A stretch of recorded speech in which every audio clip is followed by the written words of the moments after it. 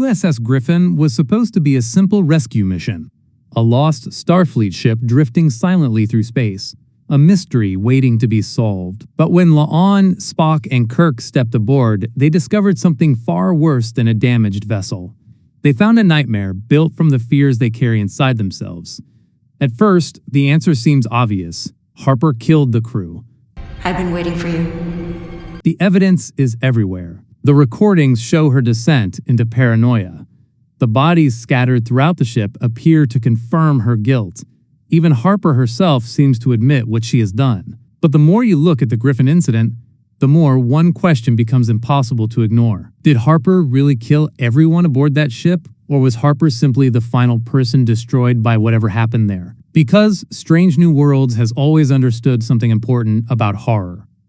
The scariest monsters are rarely the ones hiding in the darkness. The scariest monsters are the ones that know exactly where to attack. They don't need to create fear. They only need to find the fear that already exists. And that appears to be exactly what happened aboard the USS Griffin. The biggest clue is that every member of the away team experiences something completely different. This isn't a normal haunting. It isn't a simple alien attack. There is no creature chasing them through the corridors. Instead, the Griffin creates personal nightmares designed specifically for the people trapped inside. Kirk doesn't see an enemy. He hears the cries of his son David. Spock doesn't face a physical threat. He faces the emotional conflict he has spent his entire life trying to understand. La'an encounters Harper, a woman who represents the darkest possible version of herself. That detail changes everything. Because if Harper was simply a murderer, why does the Griffin recreate such specific fears? Why doesn't it attack them physically? Why does it attack their identities? The answer may be that the Griffin wasn't killing bodies, it was breaking people. And Harper was simply the first person who couldn't survive it. When we learn about Harper's history, the similarities between her and La'an become impossible to ignore. Both women are survivors. Both have been shaped by violence. Both carry the weight of things they never asked for. And both have spent their lives trying to prove that their past does not define them. But the difference between them is one important choice. La'an chose connection. Harper chose isolation. That may be the real reason the Griffin brought Harper to La'an. Not because Harper was the villain. Because Harper was a warning. She was showing La'an what could happen if trauma becomes your entire identity. For years, La'an has feared the same thing. She is descended from Khan Noonien Singh. She carries a name that represents one of humanity's greatest monsters.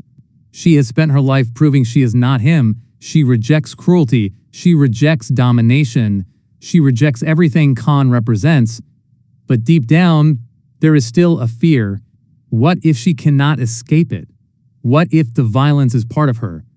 What if the thing she hates most about Khan exists somewhere inside herself? That is why Harper is such a powerful antagonist. Because Harper isn't just an enemy. She's a possible future. She's the version of La'an who stopped fighting. And that is the real horror of the Griffin incident. The other major clue is the way the ship itself behaves. A normal disaster leaves evidence, it leaves a timeline, it leaves a clear explanation. But the Griffin doesn't feel like a crime scene, it feels like a psychological experiment. Every room reveals another layer of fear. Every discovery pushes the characters deeper into themselves. That suggests the Griffin wasn't destroyed by one person. It was destroyed by something that turned everyone against their own minds. The Federation has encountered strange phenomena before. Space in Star Trek has always contained forces that challenge reality itself. The unknown is not always a physical threat. Sometimes it is something that changes perception, memory, and identity. The Griffin may have encountered something that Starfleet still does not understand. And if that is true, then Harper's confession may not tell the whole story. She may genuinely believe she caused everything. But the Griffin may have convinced her of that. This also explains why Starfleet hides the truth. Because the Griffin is not just another lost ship, it represents a failure. Starfleet prides itself on exploration, science, and understanding. But what happens when they encounter something they cannot explain? What happens when the greatest threat isn't an enemy civilization, but something that can enter the mind itself? That is exactly the kind of discovery Starfleet would want contained. not because they are evil, because they are afraid. A ship that can turn a person's greatest fear against them is not a weapon you want becoming common knowledge. The final clue comes from La'an herself. At the end of the episode, Harper remains behind aboard the Griffin. She watches La'an leave. She places a finger over her lips. A secret, a warning, a connection. That moment suggests Harper knows something La'an doesn't. Maybe Harper wasn't trying to kill her. Maybe she was trying to show her something. Maybe the reason Harper targeted La'an was because she recognized another survivor. Someone who understands what the Griffin did. Someone who carries the same scars. Because the Griffin didn't choose random victims. It chose people carrying unresolved pain. And that means the real mystery isn't who killed the crew. The real mystery is what the Griffin found inside them that made them destroy themselves. Harper may have been the last survivor, but she was never the real monster.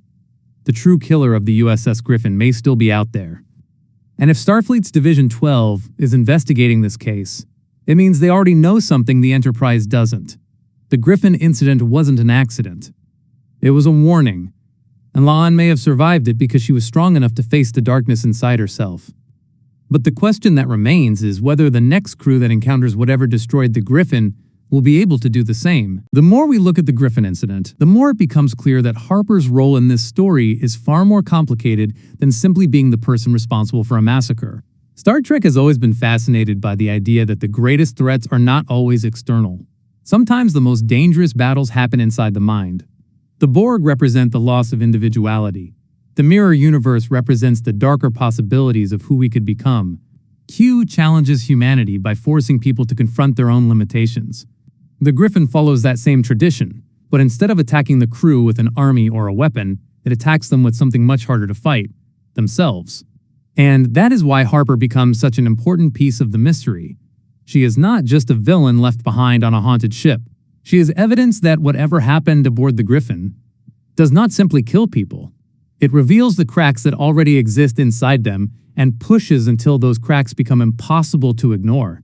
That is exactly why La'an's encounter with Harper feels different from the experiences of Kirk and Spock. Kirk sees his son because his greatest fear has always been the conflict between the life he chooses and the family he leaves behind. His future has always been connected to sacrifice. He will become one of Starfleet's greatest captains, but that success will come with personal consequences. The Griffin understands that fear and uses it against him. Spock's experience is different because his entire identity has been built around balance. He has spent his life trying to understand whether he belongs more with humans or Vulcans, logic or emotion, duty or personal connection. The Griffin doesn't need to create a new weakness in Spock because it already knows the conflict exists. It simply forces him to confront it.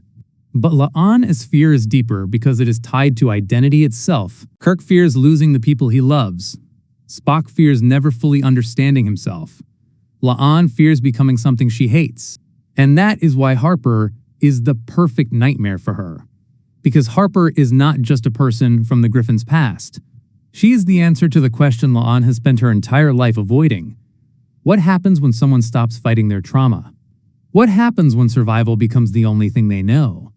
What happens when the pain that shaped you becomes the thing controlling you? Harper is what La'an could become if she allowed her past to define her. And that makes their confrontation one of the most important moments of the entire episode. When Harper tells La'an, "You're one of us," she isn't simply trying to scare her. She is attacking the one belief La'an has built her entire life around. La'an has always separated herself from Khan's legacy by believing that she is different. She believes that because she suffered, she understands the importance of protecting others. She believes that because she experienced violence, she will never become someone who uses violence against innocent people. But Harper challenges that belief. She suggests that the difference between them might not be as large as La'an wants to believe, and that is terrifying. Because the easiest way to defeat someone like La'an isn't by physically overpowering her.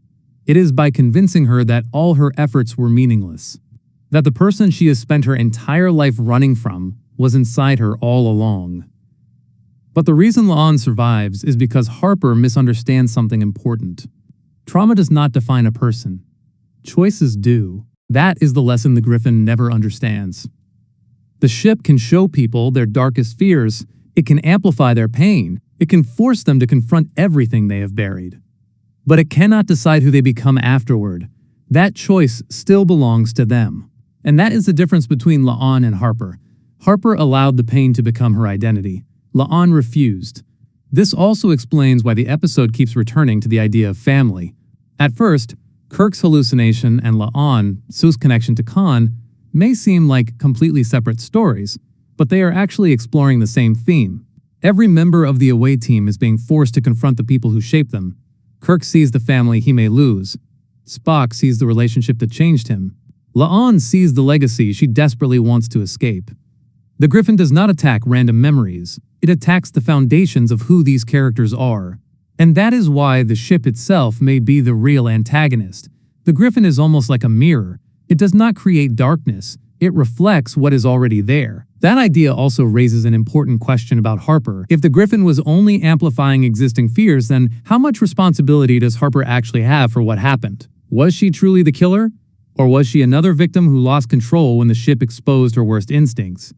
The answer may be somewhere in the middle. Harper probably did commit those actions. The evidence suggests she was responsible for what happened to the crew. But responsibility and origin are not always the same thing. A person can commit a terrible act while still being manipulated by circumstances they never understood. A person can be responsible for the damage they caused while also being a victim of something much larger. That complexity is exactly what makes the story feel like classic Star Trek. The franchise has always asked whether someone who does terrible things can still be understood. It does not excuse their actions, but it asks audiences to look deeper. What happened to Harper is not simply a story about a monster. It is a story about what happens when someone faces unimaginable pressure, without the support system needed to survive it. And that brings us back to the biggest unanswered question: who really killed the Griffin crew? Was it Harper? Was it an alien force? Was it some unknown phenomenon that Starfleet has not yet classified? The most likely answer is that it was all three. Harper may have been the hand that carried out the destruction, but the Griffin itself may have been the force that pushed her there. The ship didn't create evil. It exposed vulnerability. And if that is true, then the Griffin incident becomes something much more dangerous than a simple horror story. It becomes a warning. Because Starfleet has always believed exploration means facing the unknown. But the Griffin proves that the unknown does not always exist outside the ship. Sometimes it is already inside the people who step aboard,